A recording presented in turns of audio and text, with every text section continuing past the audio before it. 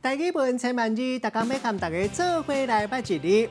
有的台语字的音甲华语音是完全共款，有的是天差甲地，完全互你想袂到。今仔日要小解这一字，就是音完全无共的字。咱做伙来看到这里读做甲，读个啊甲加片音读甲第三条。这个甲会当讲是菌类、细菌或者是甲素。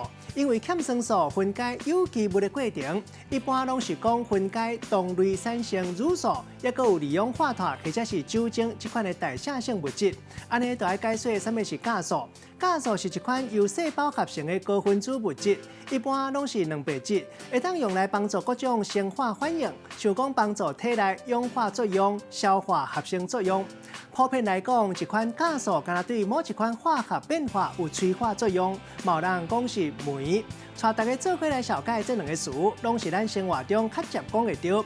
头一个读做发甲，头前讲到，这就是一款菌类或者是细菌分解有机物的过程。